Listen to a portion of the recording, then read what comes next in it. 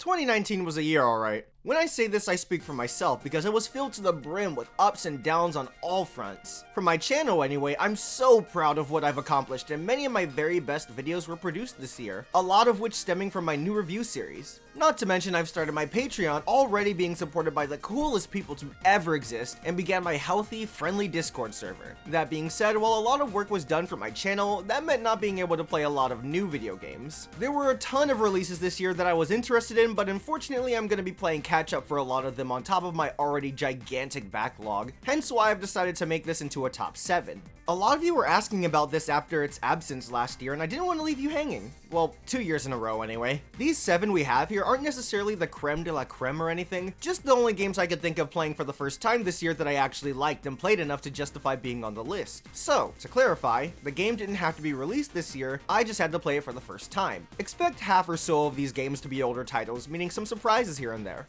Oh, and no re-releases of course, so it is with a heavy heart that I can't count Vesperia Definitive Edition.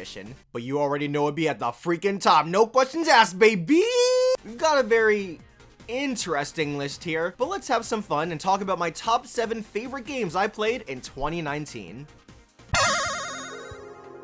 Starting the list off, we have what's slowly become my least favorite game to talk about. Kingdom Hearts 3 is such an anomaly, a myth turned into the unbelievable reality that is the culmination of Kingdom Hearts as we know it, and it's easily the most controversial entry. This has made the game incredibly frustrating to talk about, at least from my perspective. I don't know, we all have that one game that annoys us to discuss, hence why I haven't made a video focusing on it. Well, that and I was waiting for the expansion DLC to release, but really I was never gonna do one. For such a negative attitude talking about this game, you'd think I didn't like it, but that's not the case. I, like many others, enjoyed the game, but was expecting a bit more from it. A lot of it felt missing, and the story ended up coming across as build up to the next arc rather than the conclusion of the current Xehanort saga. The game was also ridiculously easy, even on Proud Mode, and I didn't find myself dying much at all, minus the pirate ship battles because the game expected me to get accustomed to a whole new control scheme at the snap of a finger, and some of the final bosses. Yeah, base Kingdom Hearts 2 was just as bad, therefore I didn't have the right to complain about it even though that's a game that was released over 10 years ago, and we shouldn't be justifying a bad business practice that again happened over a whole decade ago, but what do I know? What were we talking about? I did say I liked the game though, and it did a lot of things right. Disney got it good this time around, as the detail, love, and care crafted into every single world was astounding. Each and every, not you, one was a joy to traverse through, and even weaker ones like this iteration of Twilight Town were decent at worst. Combat felt really good, but for entirely different reasons than I was expecting. I wish the game gave you abilities and extensions to combat more gradually over the course of the game, rather than throwing just about all its tricks at you from the start, but I can't deny how fun the game was, and everything about its presentation from the heavenly Yoko Shimomura soundtrack to the jaw-dropping Kingdom shader. This game has one of my favorite soundtracks and is one of the prettiest games I've ever played. The game's highs are so gosh darn glorious, and I can't wait to see what else they can add to the experience to make it all the greater. Regardless if it was or wasn't the mastercraft we expected, Kingdom Hearts 3 was a good time and one of my favorite games I've played this year. The latest addition to the ever-growing Gunvolt series left me a bit wanting this time around, but saying this is my least favorite Gunvolt is like saying one chocolate chip cookie is the worst because it doesn't have as many chocolate chips. Sure, you expect more out of it, but it's still a darn good cookie, and Luminous Avenger X is a darn good game. Bruh, I love chocolate chip cookies, oh my gosh. The story was personally my biggest disappointment, ending right as it was getting good, but I only say this because past Gunvolt games have more enjoyable stories than necessary for the represented genre. At the end of the day, this is a 2D platformer with gameplay at the forefront, and where the game matters most, it certainly delivers. Having more control over Copen than ever before, using him through all these levels catered to him and only him, felt better and better the more I played the game. Levels feature semi-linear obstacle courses that encourage replaying them to find out all the tricks of the trade, fastest routes, and most essential way to master them and score as high a rank as possible. The EX Weapons collection was fantastic, only adding to Copen's already excellent movement and combat capabilities. Just don't use them on the bosses because you'd be doing them a big disservice. Inti always brings the heat with these no matter the game, but Gunvolt gets it the best. I genuinely don't know how they keep making such dynamic, challenging, and satisfying bosses, but am I complaining? Of course not, because we always have a boss at least loosely based on water. Inti knows we stay hydrated out here. The reason this game's so low is because the core gameplay is really the only thing that stood out to me this time around, but because what it does get right is so freaking tight, I still walked away from this game enjoying it. I mean, I played through it once more and I'm going back to replay stages, so it's gotta be doing something right. It's a good game that's worth the $15, especially if you're already a fan of the past Gunvolt games or 2D platformers in general. Just make sure you play the previous two first, and after you're done drooling over Gunvolt 2, then you should play this one.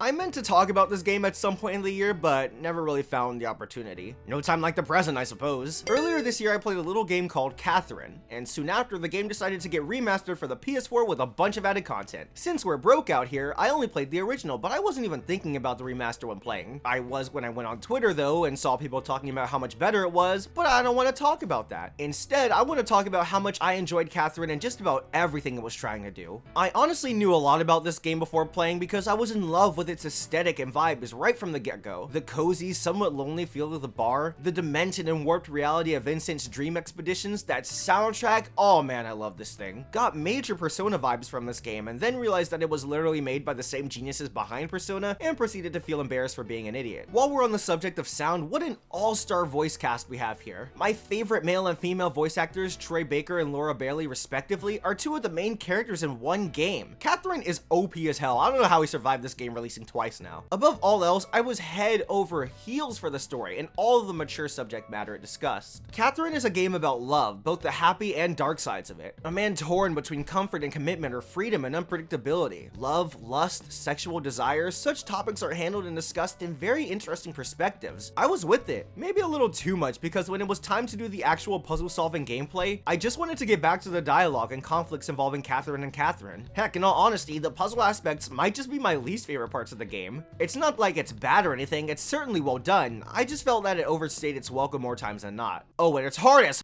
fuck! Wouldn't have minded more time outside of Vincent's dreams over the course of the game. Well, either way, the game's not that long, therefore incredibly replayable. And with the morality skill that changes up how your story concludes, this is a very welcome feature. Katherine is mature, thought-provoking, replayable, and incredibly clean, making for an experience I enjoyed quite a bit. Here's hoping I can play that remaster sometime soon, because I got a feeling I'm gonna end up loving the game even more. As much as I love Persona, I hope Atlus gets experimental again and gives us something similar in the near future. Well, after they release Shin Megami Tensei 5 in 2025.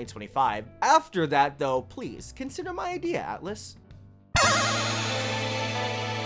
Why did I sleep on this game for so long? This game received a lot of praise when it was released last year, and for good reason. What a joy of a 2D platformer. Every aspect of this game was made to heighten another, making for not just a great experience, but a great video game. The premise is simple: reach the top of the mountain, but it quickly starts to mean so much more. Our protagonist, Madeline, has severe mental illness, and the climb to the summit of this mountain begins to parallel her struggle to overcome her doubts, anxiety, and inner struggles. The incredibly detailed sprite art not only brings joy to my eyeballs, but grants that freedom for abstract representation of characters' mental states and dynamic changes in environments. The same can be said for the genius soundtrack that always fits the mood, constantly changes over the course of every chapter, and only heightens every moment in the game just as a good soundtrack should. These aspects are all here to lift up the story and gameplay that suck the player into the world and make them a part of Madeline's journey. Climbing the mountain is hard, getting through Celeste challenges are hard, finding and trying to overcome the mental illnesses that plague us every day is hard. Quite the understatement, am I right? But with enough patience, perseverance, and a break or two, you can overcome it all, and the game makes you feel so good about it. Rather than giving you that feeling of relief or hyping you up for overcoming challenges, Celeste makes you feel a big hug for coming out on top, and it feels as good as the other methods games reward you for mastering them. And just so my peeps who couldn't care less about all this mushy stuff know that the game's a good one, every chapter is always throwing new ideas at you to keep things interesting, the controls are ridiculously tight, and while a normal playthrough shouldn't take long at all, the extra content will keep you so busy. Especially that DLC chapter. I'm still not over how hard that was. Probably the most difficult thing I've ever had to do in a 2D platformer, and that's not entirely a good thing, but that's okay. I never felt obligated to do it, and the game never made me feel bad for having trouble with it either. That was more my own stubbornness getting in the way, as it tends to do. How much or little you want to do in this game, Celeste is the kind of title that wants you to feel accomplished no matter what. And with a warm nature like that on top of its rock solid game design, it's straight up impossible for me to not love it. I started a Tales retrospective this year, and on top of revisiting a ton of my absolute favorite games ever, I started a handful of new ones. Diving into the classic 2D Tales games has already been a journey, and while I still have a ton of entries I haven't touched yet, I know I've got a ton to look forward to if they're anywhere near the quality that Tales of Rebirth has proved itself to have. I haven't played a whole lot of this game, hence why I can only bring myself to put it this high on the list, but I adore what I played already. The story brings some very mature narrative beats to the table that I feel the series has shied away from as time progressed. the most prominent being discrimination and racism, which Symphonia commentated on a bit as well, but I already feel Rebirth has handled it in much more mature and interesting ways. Some characters have been taught to hate different kinds of people, making for a lot of sad but real conflict. Alongside the intriguing lore and rules of the world, I'm very excited to see how the game plays with all its setting up even more. The characters are pretty cool so far too. I was worried that Vague would be one of those loner, too cool for school anime protagonists, but despite his edgy nature, he's not as simple as he seems and winds up caring for others a lot quicker than you expect. I like him a lot and hope to see him grow even further. The other characters have been pretty cool too, if not incredibly flawed in terms of their personality, but that's exactly why I like them. The combat though? Mwah. It brings an interesting twist on the 2D Tales combat, multi-lane battlefields. There are 3 rows of 2D planes, making for a lot of strategic placement and use of your position on the battlefield. The game's twist on AC, CC is also incredibly limited, but I like it for that very reason. The lack of any real healing techniques on top of all this emphasizes the game's incredibly technical design mentality. You have to think about all your options and use your skills to come out on top. Various actions and combinations of arts will help heal you and dish out the most damage, which I enjoyed quite a bit. The game's got a lot going on and it may take you a bit of time to get the hang of. Heck, I low-key worry that if it were to be re-released, which I'm really crossing my fingers for, it'd face similar fan backlash as Vesperia did for having gameplay that really wants you to figure it out rather than have it be taught to you. But being that I freaking love Vesperia for that very reason, you can see why I found myself drawn to Rebirth as much as I was. Not helping my affection for the game is the great 2D sprite work style this series uses a lot, much to my pleasure. I love the level of detail here and how the game looks as a whole. Expect this to be after the next 1 or 2 Tales reviews because I'm having a hard time keeping away from this entry, and it's a strong example of why I love Tales. Valhalla was a game I was looking forward to for a while, but man, I wasn't expecting it to be this good. After starting my visual novel journey with the Danganronpa trilogy and 2/3 of the Zero Escape trilogy, it was refreshing to play a title in the genre that wasn't constantly trying to screw with my head, despite me genuinely enjoying that kind of thing. On the contrary, Valhalla is a game that wants you to take your time, sit back, and relax. Immerse yourself into Glitch City, listen to the characters' stories, mix drinks, and change lives. So that's exactly what I did, and I'm so glad I decided to take it easy with this new video game. The aesthetics, colors, pixel art, design, and general look all lend themselves to help you kick back and relax. Coupled with mesmerizing visuals, this soundtrack, my god, this soundtrack. I listen to it so much, whether I'm chilling in what little free time I have, or while I write. I was listening to the soundtrack while writing this very video script because it helps me stay calm, inspired, and happy. And while the scarce gameplay is very simple, that's how it should be because the writing and characterization is unreal. I've said it before and I'll say it again, the protagonist Jill quickly became one of my favorite characters ever, and that's nothing to scoff at. Jill aside, there are so many other characters I love as well, almost every single one of them. The conversations are so ridiculously real, and the incredibly believable characters helped me feel like I was a part of the world and there during all of Jill's heart-to-hearts, and listening into the characters' chat while sipping a good drink. No servable water in this game though, so I have to drop it to rank 7. The game's not long at all and has a lot of potential dialogue differences depending on how tipsy you make some of the characters. There are different ending scenarios, and collectibles aplenty, meaning even for those who want to keep coming back to a relatively simple game, it'll give you a lot to do. It understands what it wants to be, excels at it, and delivers a bit extra. The love, attention to detail, and shocking amount of content is exactly what I expect from a high-quality indie game, a high-quality video game, and I love it dearly. What quickly became one of my favorite indies, if not my favorite indie game I played this year, Valhalla is a game and experience that'll stick with me for a long time. And surprisingly, it's not my favorite game of the year, not even by a long shot. What could have beaten out a game I love this deeply by so much? A bit obvious, but honestly, what else could it be? That's right, Tales of Vesperia Definitive Edition! I gotcha! My favorite game made even better, this was it. This was the peak. This release was so important to me and my channel, it was the time of my life!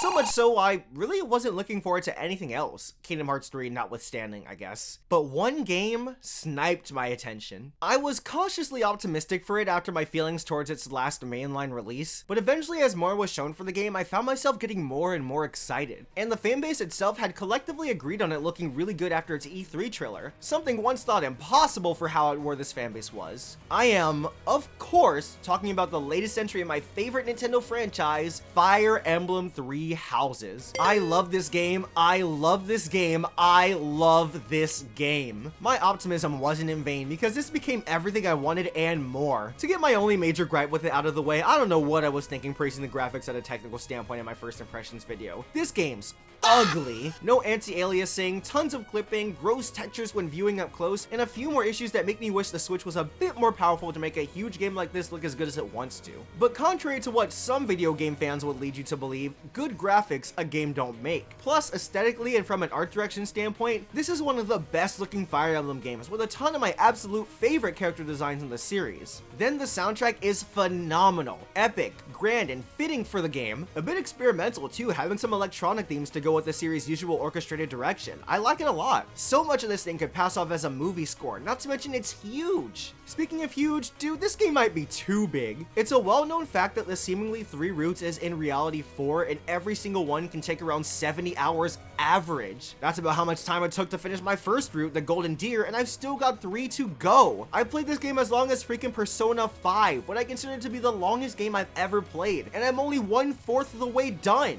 But despite how intimidatingly big this game is, I'm enjoying so much of it. The story takes the series' typical commentary on the brutality of war, but with more personal stakes that make moments hit hard and for a wide range of reasons. The first chapter of part 2 got me emotional by making me feel triumphant and happy, and another chapter around the middle of part 2 broke my heart into a million pieces on my Golden Deer run. The game knows how to make the player feel things. This is largely due to the cast, one of, if not my favorite in the series. I like every single student in this game, and while some of the faculty I'm mixed on, the vast majority of characters are phenomenal. My heart belonging to the deer, of course. Claude, Hilda, Lysithea, Marianne, Lorenz, Ignatz, Raphael, Leonie, those are my dudes. Plus, I'm already falling in love with each of the Blue Lions, although I kinda wanna start over as a girl because the boys are looking scrumptious. And can't wait to find out even more about the Black Eagles. Except for Dorothea, she's gotten enough love from every player ever, she'll be alright. To top it all off, all the changes and additions to the series' traditional gameplay add a ton of new strategy potential and angles to approach combat. I love gambits, I love the new beast enemies, and I love the new combat skills that have seen a lot more depth and attention since Shadows of Valencia. This game, dude, this game, it's such a bang for your buck, one of the best installments in one of my favorite video game franchises, and a fantastic game in general. Everything surrounding it, from how it single-handedly saved the fanbase, introduced us to incredibly talented and passionate people behind the game, and gracefully brought the series back to consoles. I was expecting a good game, but I can't say I was expecting the masterpiece it ended up being. And so I'm ecstatic to say that it's easily my favorite game I played in 2019. Thank you so much to my incredible bank dudes who go by the names of Alex520, Capone Ardelane, Choco, Comic Foil, Corbett, Finnaru, Floragrar, Forever Fizz 8, Gaius, Gentleman Gamer, Jacob Horner, Katie, Kiara Loveday, Kimpy7, Ludom James 115, Logan, Mitchie, Mongo, Renegade Master, Rico Olive, Scott Appleman, Soul, Sora Cat, Steve Appleman, Tex-Mex, and Xenolith. Thank you so much for donating and being my favorite people ever. And I would like to thank you, the viewers, for watching. I hope you enjoyed the video, and if you did, be sure to subscribe, follow me on Twitter for a more personal side and more engagement, drink a healthy amount of water, play a game you love today, and I'll see you in whatever we do next. Bye!